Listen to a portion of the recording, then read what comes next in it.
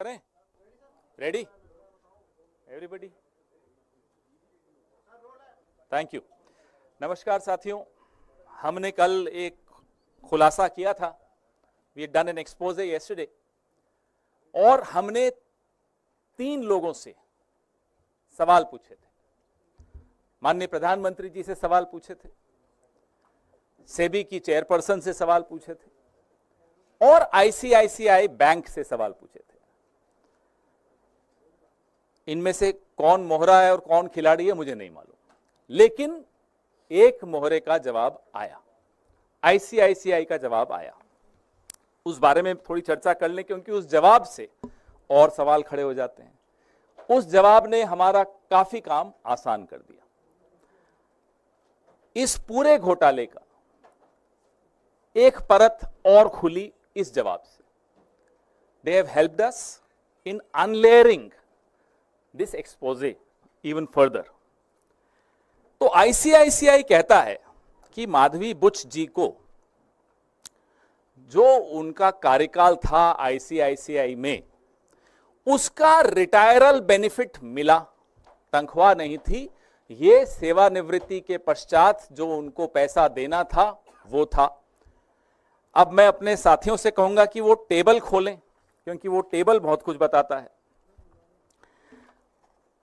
इसको थोड़ा आपको दिख रहा है ये टेबल अच्छी तरह? नहीं, यहां से पीछे दिख ही रहा।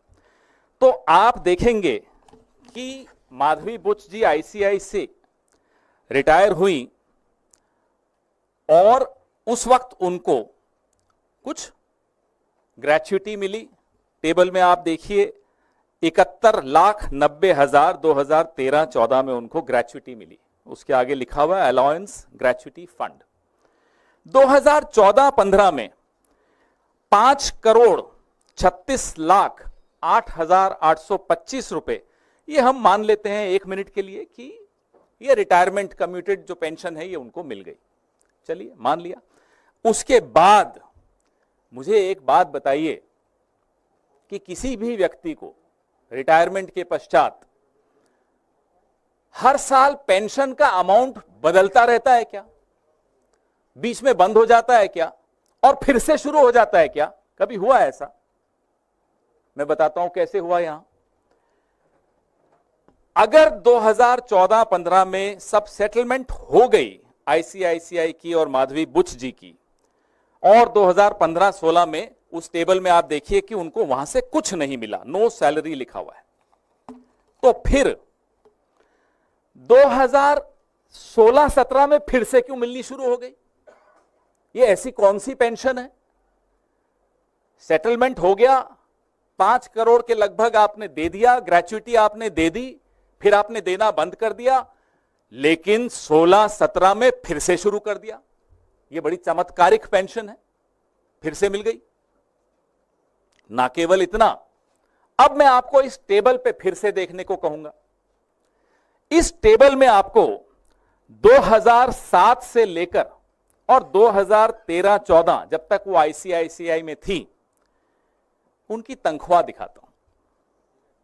एवरेज अगर आप इसकी निकालेंगे, if you take out the average salary, annual salary of Madhavi P. Buch ji when she was in the ICICI between 2007-8 and 2013-14, the average comes out to be 130 lakhs, 1 crore 30 lakhs, 1 crore 30 lakh.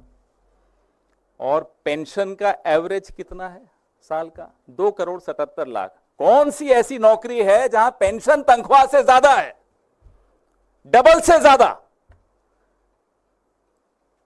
ये तो हमें मालूम ही नहीं था। ये तो कल ICICI के जवाब जब आए तो रिसर्च की।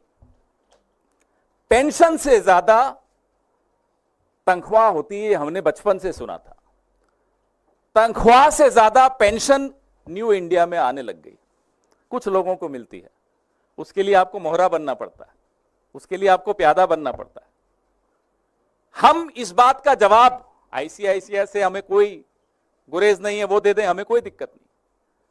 उम्मीद है कि माधवी पी बुच जी ये टेबल देखेंगी और जवाब देंगी कि ये 16-17 को फिर से पेंशन क्यों मिलनी शुरू हो गई, तथाकथित pension, the so called pension. वैसे मैं आपको बता दूं, ये वही साल है जब वो सेबी में होल टाइम मेंबर बन गई थी। तो जब सेबी में होल टाइम मेंबर बन गई तो फिर से तथाकथित पेंशन मिलनी शुरू हो गई। और पेंशन कितनी, 2,77,00,000 औसत एवरी ईयर। तनख्वाह कितनी थी, मैं फिर से दोहराता हूं, 1,30,00,000 सालाना औसत तनख्वाह 2007-8 से लेकर और 2014-15 तक। ऐसी नौकरी हम सबको भी मिलनी चाहिए जहां पेंशन तनख्वाह से ज्यादा हो। अब उन्होंने दूसरा मुद्दा आईसीआईसीआई ने जवाब दिया ईसॉप्स का। ये बड़ा महत्वपूर्ण मुद्दा है। जो एम्प्लॉइज स्टॉक ऑप्शन है, आईसीआईसीआई कहता है कि हमारे एम्प्लॉइज इंक्लूडिंग रिटायर्ड एम्प्लॉइज के पास एक चॉइस होती है एक्सरसाइज करने की अपना ईसॉप 10 साल वेस्टिंग के बाद तक। ये आईसीआईसीआई ने कल अपने जवाब में कहा। अब मैं आपका ध्यान आकर्षित करता हूं, जो उनकी ईसॉप पॉलिसी यूएस की, जैसे हमारे यहां सेबी होता है, यूएस में एसईसी होता है।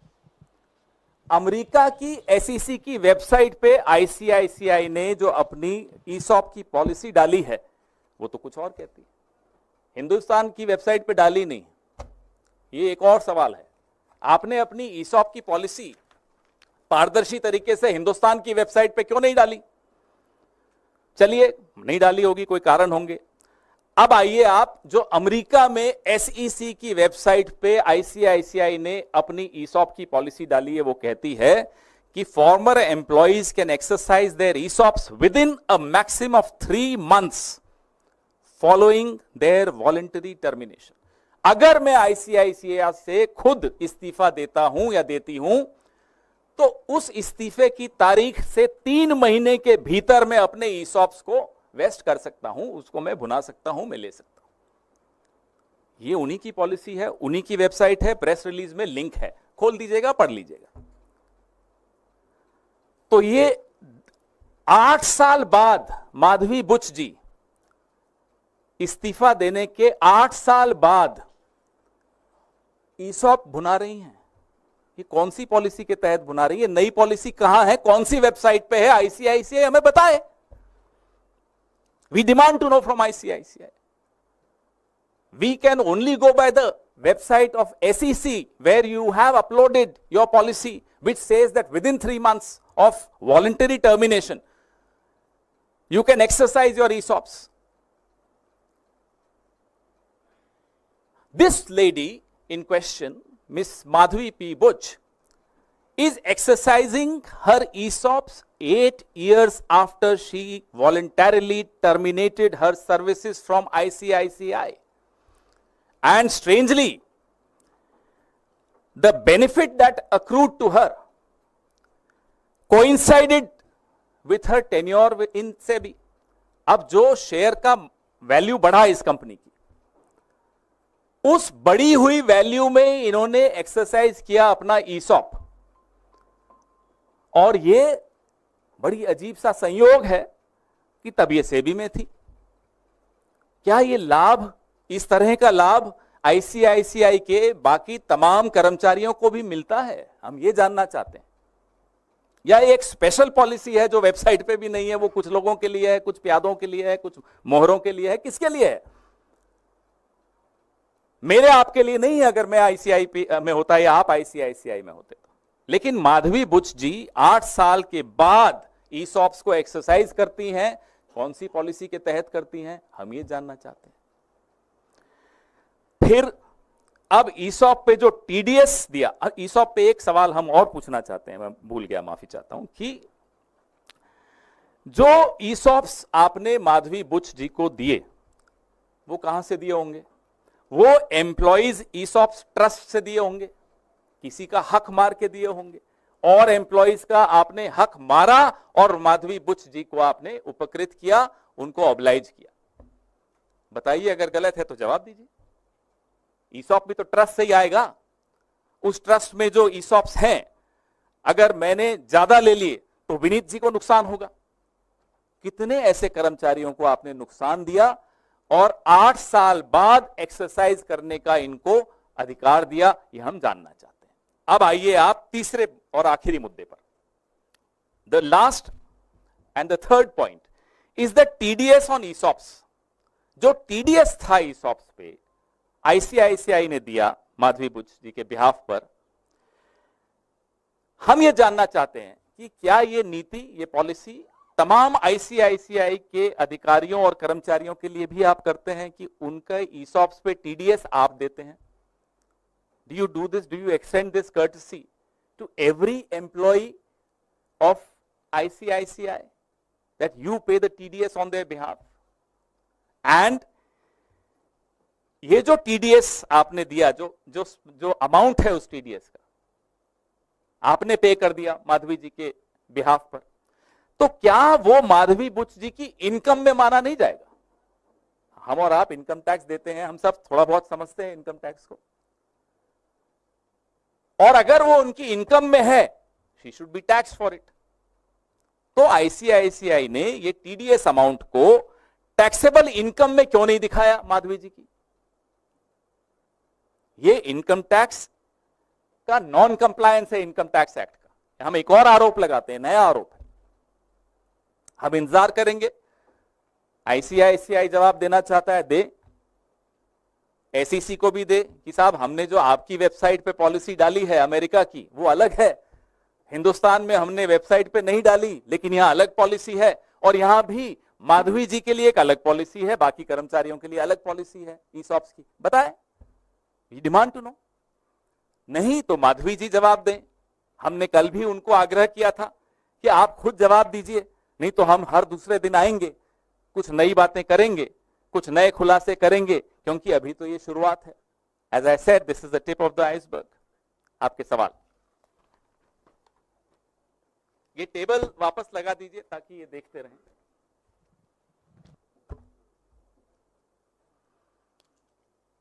कोई कंफ्यूजन तो नहीं? मैंने बड़ा सिंप्लीफाई करके कोशिश की है समझने की भी और समझाने की भी।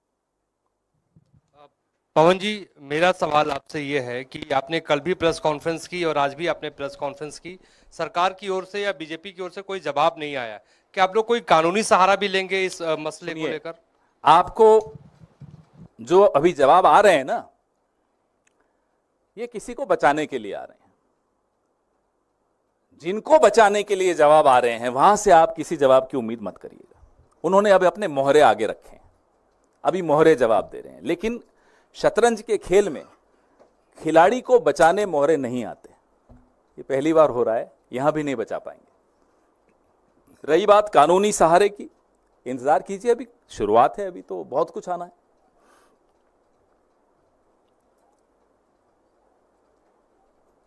जी,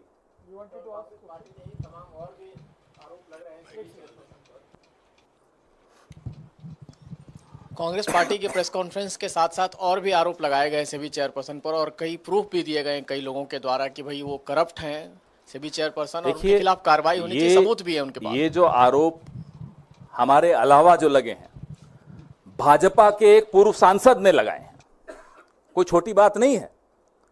भाजपा के एक पूर्व सांसद भी आरोप लगा रहे हैं कि माधवी बुच जी और सेबी में किस तरह का भ्रष्टाचार है, सबूतों के साथ वो बात कर रहे हैं। फिर भी अगर सरकार को नहीं जवाब देना या इस दिशा में कोई कदम नहीं उठाना, तो लोग सुन रहे हैं, लोग देख रहे हैं। सर, क्या इसमें उन्होंने पूछा कानूनी कोई प्रक्रिया, या फिर क्या पार्लियामेंट में इसको उठाएंगे, कोई जेपीसी या कोई संसदीय किसी तरह जांच की मांग भी इस मसले पर आप लोग करेंगे? लक्ष्मी जी, हम लोग लगातार इस पूरे सेबी के मामले पर, हिंडनबर्ग के मामले पर जेपीसी की मांग लगातार करते आए हैं। अब ये नए खुलासे हैं, ये हिंडनबर्ग रिपोर्ट से हटकर और खुलासे आए हैं, लगातार आ रहे हैं, आगे भी आएंगे। हमने पहले सोचा था कि हर 2 दिन बाद प्रेस कॉन्फ्रेंस करेंगे, लेकिन जवाब ऐसा मजेदार आया कि हमको लगा दूसरे ही दिन करनी चाहिए, वापस आज ही हम आ गए। लगातार हम आपको बताते रहेंगे, खुलासे करते रहेंगे। उसके बाद पार्टी और गठबंधन हमारा क्या निर्णय लेता है वो भी आपसे हम साझा करेंगे।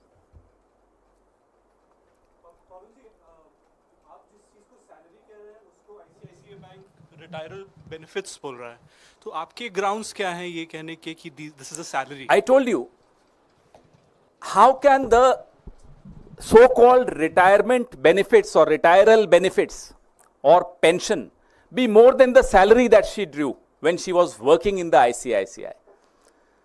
The average annual salary of Miss Madhvi P. Buch when she was employed with ICICI was 1 crore 30 lakh rupees annual salary, average.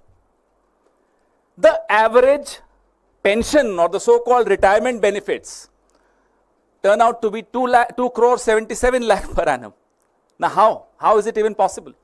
And in case this is retirement or pension, retiral benefits or pension, how come there was a break in 15-16 financial year and it resumes again in 16-17, which coincides with her appointment as whole-time member of SEBI? And if you see that table, therefore I want this table to be seen by you constantly. There is a particular year which says no salary. That ended her relationship with ICICI technically. But again, when she becomes SEBI member, whole-time member, the relationship resumes. She starts getting money again, and big sum. We, in fact, now want to demand that SEBI should come out clean, give a clarification, respond to our charges, because at the end of the day, it's the millions and millions of investors of this country whose confidence should remain in these regulatory bodies. That confidence should not get shaken. नहीं नहीं नहीं अभी यही sir कौन? हाँ, इसके बाद आपका। सुभाष चंद्र जी से कुछ आपकी बातचीत हो गई है? उन्होंने जो आरोप लगाए, आपने जो सुना, हमने भी देखा। भाजपा के एक पूर्व सांसद हैं वो, उन्होंने भी गंभीर आरोप लगाए, कल ही लगाए, मैं रात को देख रहा था। तो अब हमें उनसे बातचीत नहीं करनी चाहिए, सेबी को हम सबसे बातचीत करनी चाहिए। आईसीआईसीआई ने तो बातचीत की है, और सबसे ज्यादा, अब मैं नहीं जानता कि वो खिलाड़ी हैं या प्यादे हैं, प्रधानमंत्री से भी हमने बोला है, सवाल उठाए हैं, वो भी जवाब दें। उन्होंने खुद माधवी बुच जी को अपॉइंट किया है, वो और गृह मंत्री ने मिलकर माधवी बुच जी को चेयरपर्सन ऑफ सेबी बनाया है, जवाब उनको देने चाहिए। ये अलग अलग फिगर्स है, उसको कैसे इंटरप्रेट करते हैं सर आप? यही हम पूछ रहे हैं, ये अलग अलग फिगर्स क्यों हैं? पेंशन अगर है तो फिगर सेम होना चाहिए। चलिए, कुछ हुआ होगा, हमें बताइए फिर ये ब्रेक क्यों आया, फिर हमें बताइए कि पेंशन तनख्वाह से ज्यादा क्यों है।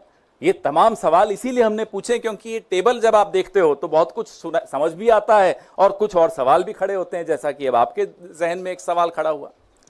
पवन जी, भाजपा नेता अमित मालवीय ने एक ट्वीट किया, उसमें लिखा है कि जहां से हिंडनबर्ग ने छोड़ा है वहां से कांग्रेस शुरू किया। जब भी कांग्रेस कोई फर्जी एजेंडा चलाना होता है, खरगे या पवन खेड़ा को आगे कर दिया जाता है।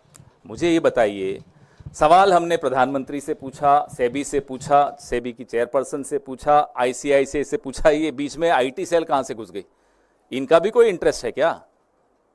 तो इस पर भी खुलासा हम करते हैं, जरा ढूंढते हैं। ये आईटी सेल चलाने का पैसा कहां से आ रहा है, ये भी हमें देखना चाहिए। कई लोग आके बताते तो हैं, अब और गंभीरता से लेंगे हम। माइक दीजिए इनको।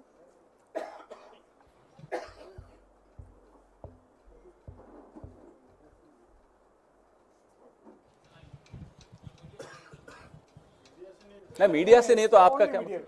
नहीं, यू कांट आस्क ना, this is a press conference. I don't know why, what are you doing here? This is not your place. Right now, it's a journalist. So yesterday, when you were asked about the source of your information, you said the onus was on Madhvi Puri to come clean.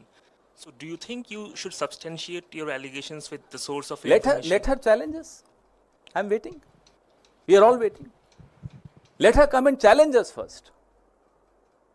If I have every information right to the last penny, then obviously we have access to some information. Let her challenge us. In fact, we challenge her to challenge us. हो गया जी, thank you.